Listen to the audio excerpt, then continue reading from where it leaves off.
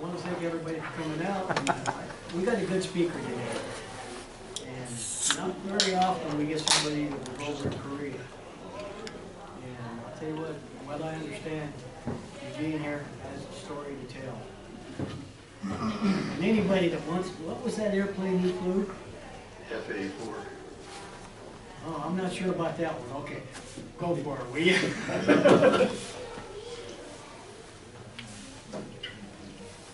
Well, I'm Gene Reuter, and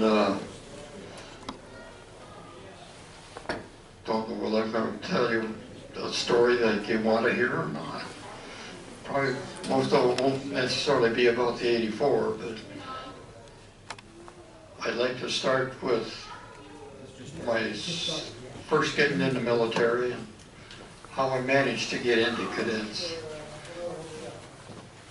Because I kind of came in the back door. I guess things started in 1946. I joined the Navy Reserve when I was in high school.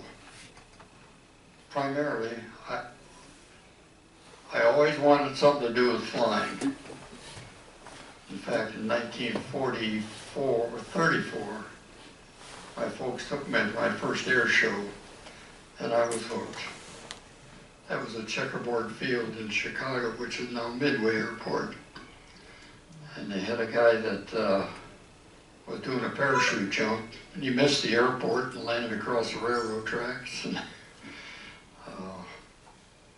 what got me started, I remember seeing the Hindenburg flying over Chicago. And, well, it piqued my interest. And then when World War II was going, we had one big event in my town of Worthington, Minnesota. We had a grass strip 1,600 feet long, and it was getting dark. And they had a B-17 school in Sioux Falls, South Dakota, 60 miles away. And the biggest thing in the war that happened in Worthington, Minnesota was one evening, just at dusk, a B-17 landed on that 1,600 foot of grass and didn't damage it. The next morning they come over, took the guns out and flew it out. So you really don't need a huge airport for these World War II airplanes.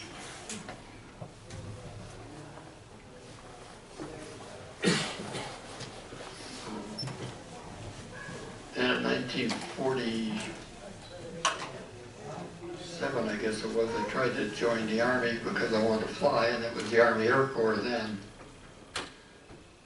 And they turned me down because I was 3 pounds underweight. Best thing that ever happened to me. Because a year later, well, during that year, I went to our junior college and got my aircraft mechanic's license, which I think opened some doors for me. And also soloed in light airplanes, which helped again, I think. I'll never know. And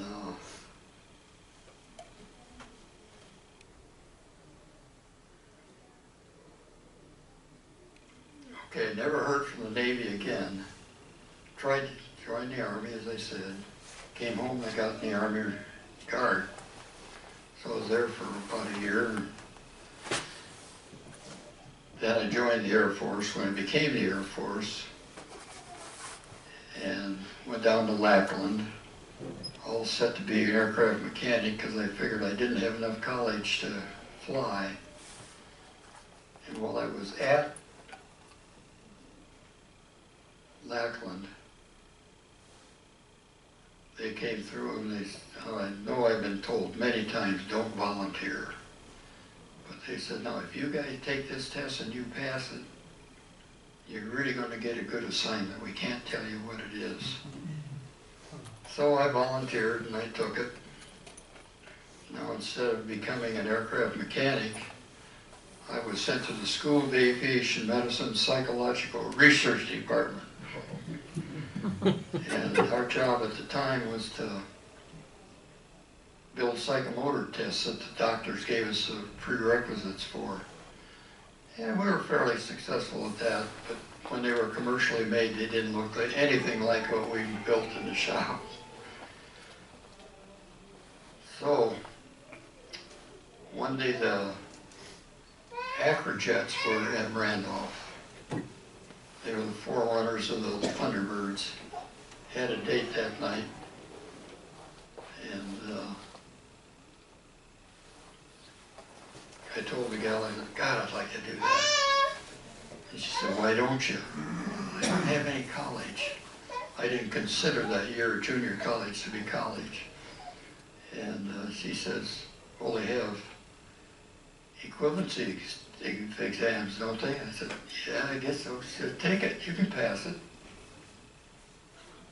So I took it, I passed it, I went flying. Well, she was a little something different too. She spoke 5 languages: English, French, Chinese, Spanish, and Russian. Now the reason that she spoke Chinese was because she was born and raised in China. And the reason she spoke French was she was the daughter of the French ambassador. You never know who you're going to run into. It's going to help you out. So, ended up getting into cadets in 1950, and actually did pretty good. The instructors all got a what do you call it, contest going amongst themselves to see who solos their student first. And mine was upset with me because I missed by 30 minutes. The guy that won it soloed in 7 hours in a T6, and it took me 7.5.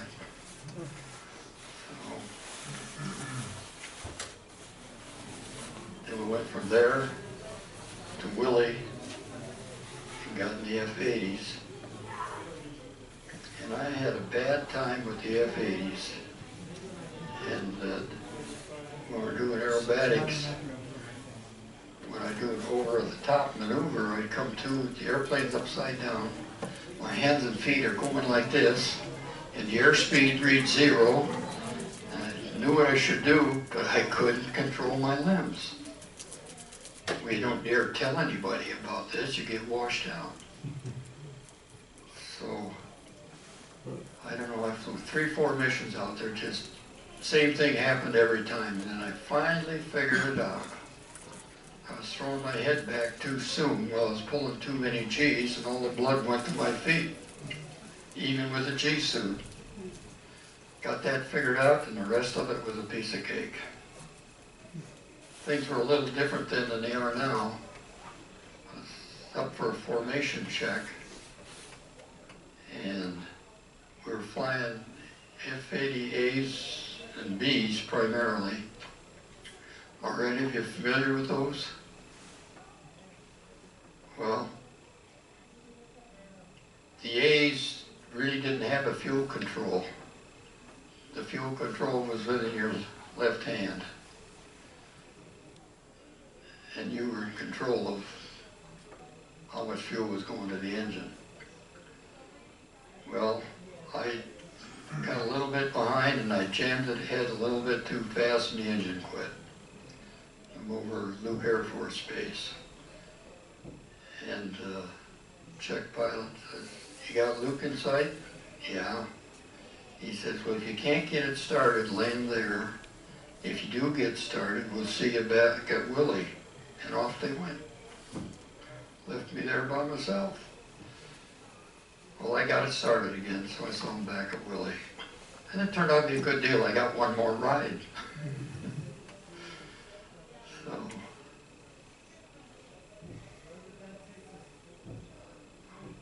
oh, I did everything that couldn't be done today. Some of the guys were saying, have you been up to the Grand Canyon yet? No. We ought to go, you might not get another chance. So on one of these aerobatic missions, after I got things under control, instead of going south of Willie, I went north. Karen Canyon, and boy, something happened. That engine started to vibrate like I don't want to witness again. So I nursed it back to Willie, trying to find a sweet spot. I never did find a really sweet spot, but I got back.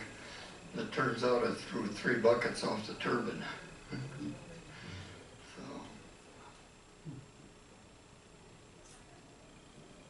and from Willie went to Luke. I was the first student to report into Luke after it was reactivated. And I managed to do things wrong there too. We're up on an instrument ride one day, and the EGT kept getting hot. So finally it was staying so hot that I shut the engine down. And I called Luke and said, I'm out over the white tanks and I'm coming back without an engine. And well, you can't come here. We got 12 F-84s that are out there low on fuel. I said, tell them to watch out. Here I come.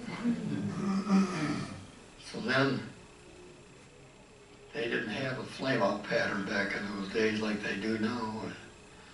I made normal pitch out. I had plenty of airspeed.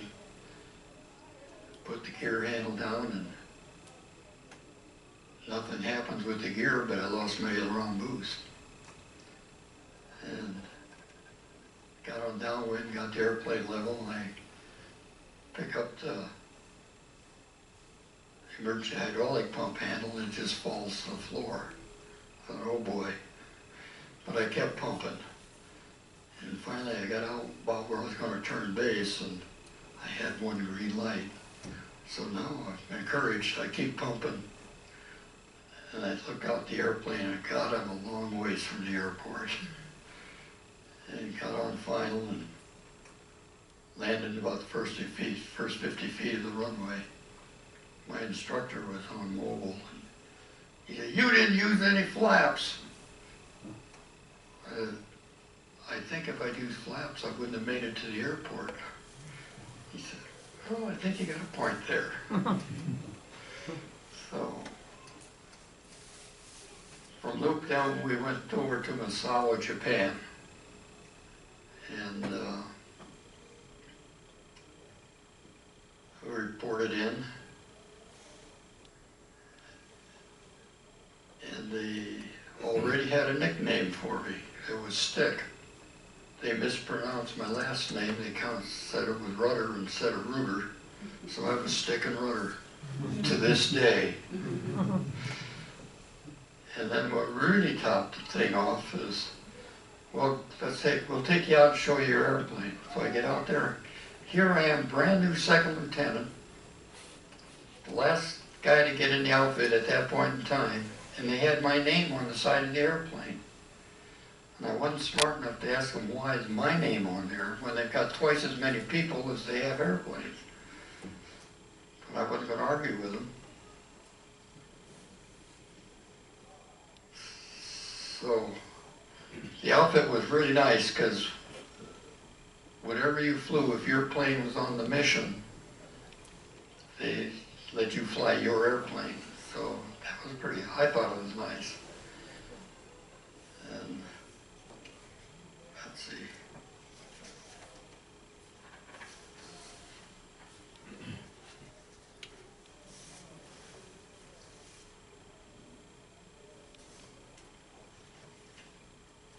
Got a couple odds and ends here. They also told us that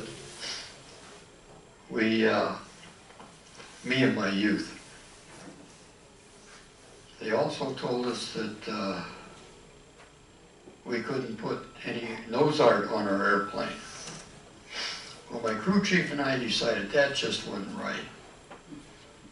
So one night we pulled the airplane in the hangar. Neither one of us were artists. I had a bunch of paint and some brushes, and we did some artwork on our airplane. So because we weren't artists, we made it easy. We got a Bell Optic and painted by number. So then late, that was, oh, probably January, February, and then about that time, we were in Misawa, Japan, 3 squadrons, and 2 of them in Misawa and 1 up at Shitosi. And they decided we should be going over there and flying some combat. So they went over and we flew 3 missions per pilot, and then we rotated around. And something you never hear about, that on one of these missions, the 2nd or 3rd mission this guy had ever flown, he shot down 2 MiGs on one mission in an F-84. The 86 guys will never tell you that. But, so then about a month after that, we got started on the in-flight refueling thing, which wasn't a lot of fun. We had B-29s for the tanker, and the 84E did not have in-flight refueling capabilities, so they rigged up a probe in each tip tank, and then you had to fill them one at a time because there was no cross feed. And here you are with 1,500 pounds out on wingtip of that little airplane and nothing on the other side, and not enough aileron boost to take it out, and I only weighed 120 pounds, and none of it was muscle. So we worked at that, and finally ended up, I think it was 5 missions we flew into Korea with the in-flight refueling. One of which didn't turn out real well for me because we were over Daegu Air Force Base with K2, and we refueled there. I got the first tank just fine, and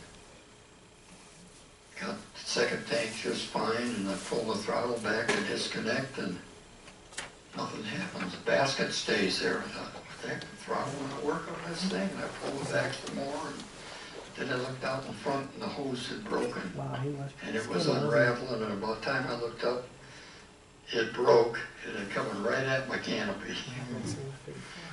So, little footwork, and pointing the nose down a little bit, it went over the tail, and when it went, it took the tank along with it. But it gave me another night at Fukuoka, which was our maintenance base in Japan. So,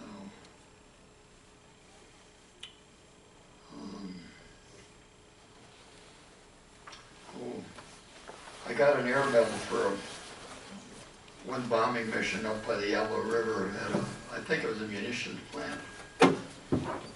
And it turned out not like I expected the mission at all, because our target was a plant and it had 100-foot courtyard in the middle of it. So I'm leading a flight of 8 airplanes, and I said, well, and you know, not uncommon for a 50-foot error when you dive bomb.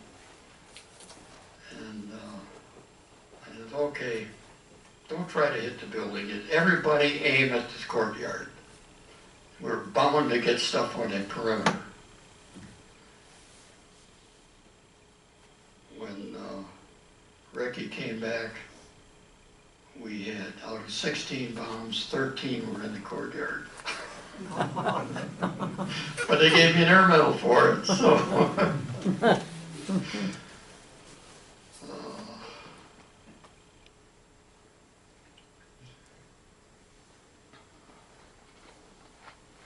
Well, then when I got back home, they sent me to Bergstrom. They wouldn't let us pick a base when we left Korea. But I didn't know of any SAC bases for fighters in the southwest U.S., so I picked that area. And guess what? Bergstrom Air Force Base, 12th wing for SAC. And I may have stayed in the military, I was in the Air Force, but they said they were going to put us in B-47s. At that time, coming out of a single-seat airplane, I didn't want any other people in an airplane with me in combat and have to be responsible for them. So I got out. I went home to Minnesota, and I was there for 4 or 5 months. And so I said, well, why don't you join the South Dakota Guard, 60 miles away? So I went over there, and they took me right away, and by God, they let me fly their airplanes and they paid me for it. So I spent about a year there.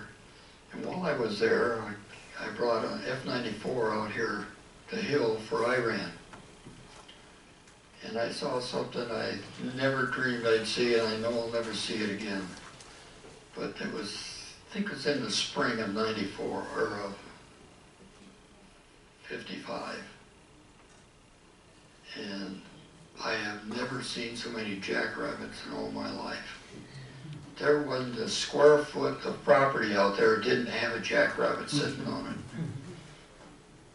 So somebody had a lot of fun shooting rabbits here at one point in time, I'm sure. So then I got a job with United Airlines. Well, one of the things, I tried TWA first, and they rejected me. And I think the reason they did is because I'd never heard of a Victor Airway. Flew all over the world on ADF, but never heard of Victor Airway. So when they asked me about that, I didn't know nothing, so I think that's why they didn't end up taking me. And so on the way back, I had to change airplanes at Omaha, and the station manager said, well, try United, they're hiring. So I did, and they took me. That worked out pretty good being in the Guard too, because I flew an F-94 to Chicago, commandeered a staff car from the Guard, and they took me down to Midway to talk to United. So that got me in the door there. And I used to do what I considered to be a full day of flying that I really liked. I'd come in the morning into O'Hare in a DC-6, drive out to DuPage Airport out west of O'Hare, get my 1934 Luscombe Phantom, fly down to Peoria, get in an 84 and go shoot gunnery. Now, how can you beat a day of flying like that?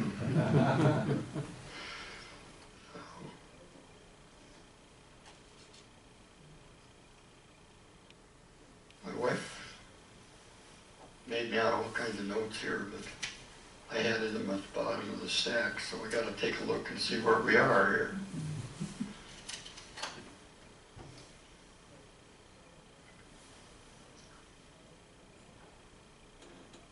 Well, I guess it's got everything that she's got written down.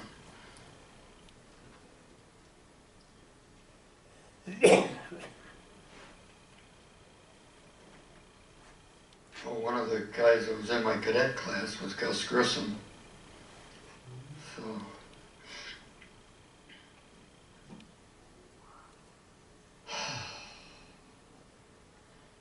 but he did get to, I never got checked out at him completely. Got to fly a lot of airplanes because when I was at Masawa, they were always looking for somebody as a co-pilot. Just why, I don't know, but I know I got B-17 times, C-47, C-46, L-19, Bell-47. They provided me with a lot of different airplanes to experience.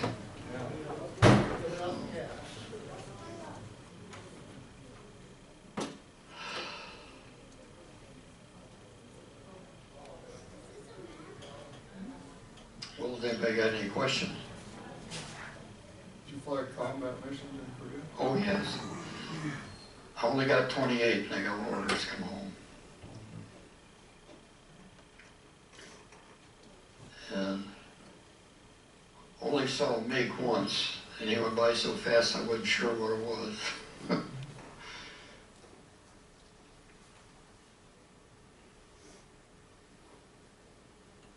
Yeah, What plane did you fly in Korea in combat? the F-84E. And after that, I flew F-94s with the South Dakota Guard, and then F-84s and 86Ls with the Illinois units. And I got about $4,000 84 time. It was a good airplane. Oh, one thing that technology on engines has really changed. If we got 500 hours on an engine in the 84s, the manufacturer bought us a case of booze. They didn't have very many of them that made 500 hours.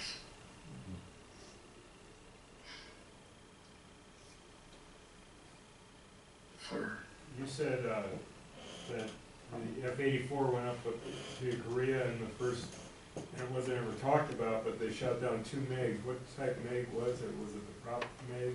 Tell the story about that guy in Korea that shot down the MiGs. They were MiG-15s. Were they? Oh, okay. They what? The guy who shot down two MiGs, he asked what kind of MiGs, and I said they were MiG-15s. Oh, MiG-15s, yeah. Oh, okay. We have one out here. And the guy was just like all the rest of it, nothing special. He was probably 35 years old and kind of chubby and bald-headed. But things are different now than they were over there. We had an early morning brief one day. We'll take off before daylight. Had a guy in the outfit called Whitey. He's in World War II. Whitey wasn't there for the briefing, couldn't find Whitey. Well, we gotta have Whitey.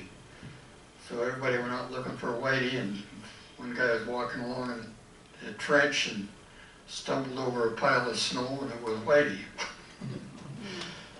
Well, fixed that, brought him back to briefing and poured some coffee in him, and away we went.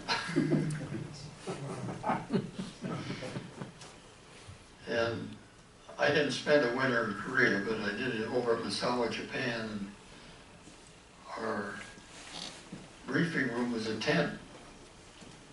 And in the wintertime, we only had enough electricity to run about 2 45-watt light bulbs and one of these little barrel heaters. So everybody was in there in their big parkas and what have you, and there wasn't enough light to play cards, so we did an awful lot of 20 questions.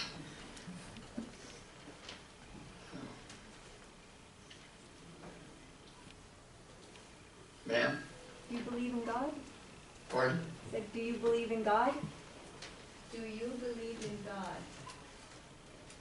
Yeah, I do. I don't think I believe in creationalism, though. I think I'm more of an evolvement guy. Thank you. Sir? Do you answer questions for total newbies here? We've got B, C, A, T, and so forth. And I think B is bomber, C is cargo, T is transport. What is SR and BT? Well, BT is basic trainer. Basic trainer. And the SR has to do with the stealth, I think. But Probably SR-71. reconnaissance. Strategic reconnaissance. strategic reconnaissance. And A is Strategic attack? Or? reconnaissance. Strategic reconnaissance. Okay. It should have been RS, or R, instead of SR. SR, it should have been RS, Oh, they got it backwards, huh? but not Johnson. Well, maybe Johnson. One of the presidents gave the wrong word instead of backwards. Oh, really? So they changed the name. Now it's only SR we have in the Air Force. So that's a mistake. And what's A again? Attack? It should have been RS, reconnaissance strategic. Okay. In other words, Attack. a camera plane. Not a fighter, but it will take pictures. How about MH? When it came to Fort Air Support in Korea, the jets weren't the good airplanes. The AD was. When we would come in there, they'd ask us, what do you have for armament? With 2 500s, 8 rockets, 3,600 rounds of 50 caliber. How long can you stay on station? Oh, maybe 20 minutes. The AD would come up there and he'd read off a line of armament as long as your arm. And how long can you stay? Oh, 3 4 hours. What does AD stand for? What's that AD stands for? Well, that was the AD. Yeah. Tell you the truth, I really don't quite know, but it was a Douglas single-engine fighter with a 3340 on it. Attack. Made by Douglas. Yeah. Oh, attack. That was the A that I couldn't come up. I knew the D stood for Douglas. All the early planes were, that one code in there, that letter was the manufacturer. Oh, that's the manufacturer. That's why it's an AD. Well, I've always wondered what happened to my airplane over there, and my oldest son found out for me, and I wish he hadn't. But I think it was the 13th of April, 1953. It was, they didn't say it was shot down, but it didn't recover from the dive bomb run. So that was the end of it. At least it didn't turn into a Coke can. At least an American Coke can. Yeah. Where did you transition from F-80s to 84s? What was the transition? Yeah, where did you, Oh, at Misawa, Japan. you went over there with F-80s? Well, we didn't take any airplanes over when I went. We just went to, and the unit I was with was the Jacksonville, Florida Air National Guard. Really a nice outfit. Their maintenance was impeccable, as are most of the Guard units.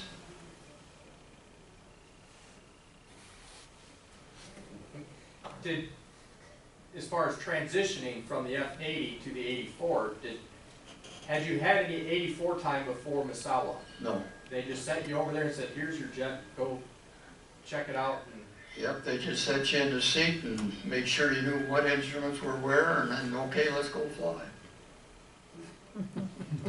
Different Air Force. Was it a big improvement over the F-80? I thought it was. The F-80 was a little lighter on the controls. I think it would turn better, but it wouldn't carry the load. And the 84 cockpit was quite a bit roomier. I think the air conditioning was better. However, that was one thing that kind of bothered me about my airplane was it had a vibration in it that we just couldn't trace down. We kind of thought it was the air conditioning compressor. Never did find out.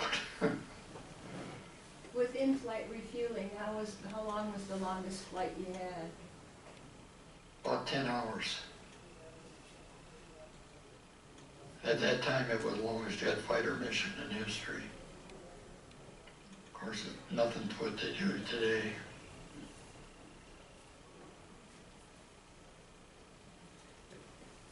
he's my dad, so I have a little insight. Thank you for doing this. If I remember correctly, you once told a story, I think you guys were attacking a train in Korea, or it was something about you could see the tracers, so I thought it was you went in first to draw the fire while someone else came and took out the source. It was a truck convoy. Ah. And there was one gun that kept pumping it at us, and one of the guys in our outfit was from Minnesota. His name was Sweet Skolberg. He was coming in behind me. We made several passes on whatever we were doing, and this guy was always pumping away at us. We were lucky he didn't get hit. And so I said, Sweet, don't worry about your bomb on the next run. take out that gun when he's shooting at me. So he did.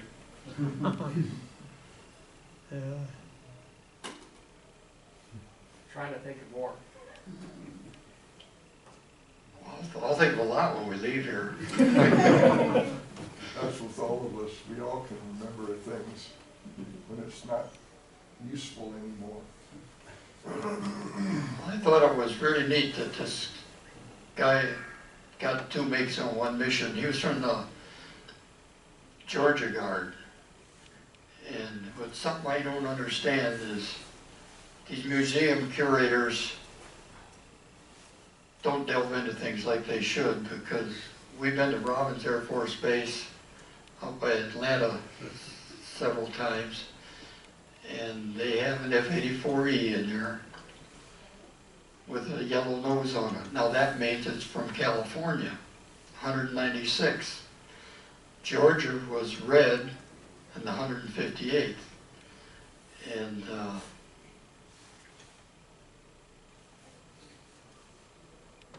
I just thought that, and they say nothing about having that 84 jock getting 2 MiGs on one mission. I think that would be a pretty big thing in Georgia. But they didn't do it.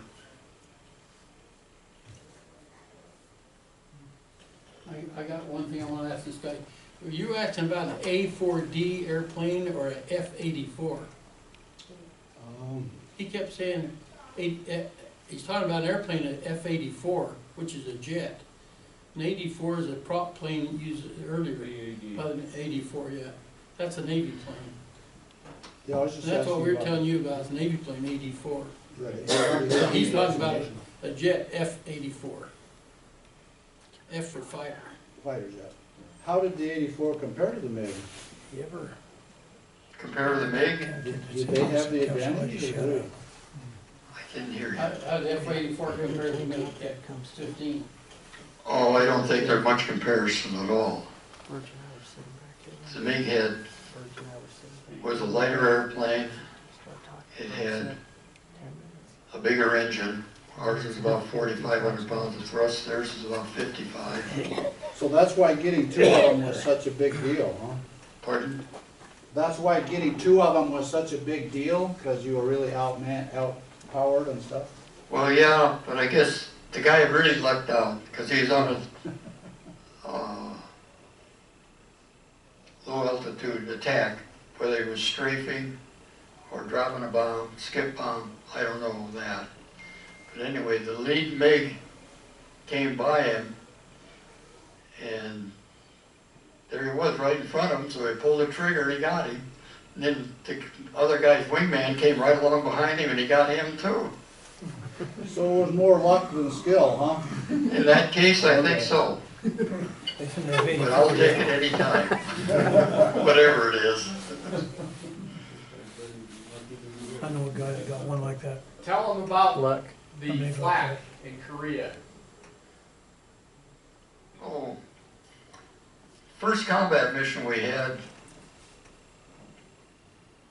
I was second lieutenant, most junior guy in the outfit, and we're north of the bomb line, and boy, these guys are flying that fingertip formation, you know, and they start shooting at us, and I said, you know, this isn't very smart.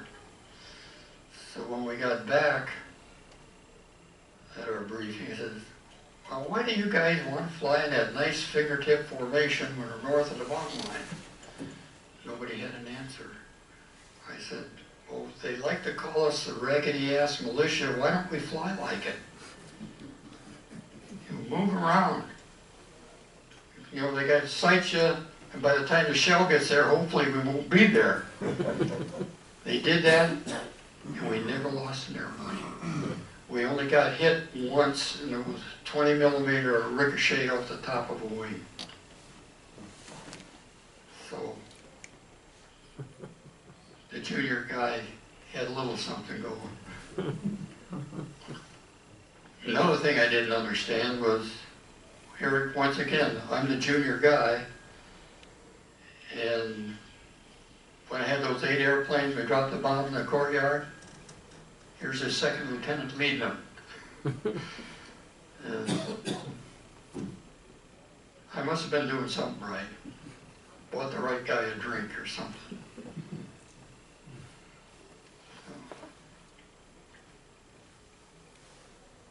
Thanks for sharing your knowledge. Thank you. Thank you for sharing your experience and coming here. Thanks for being here and being patient.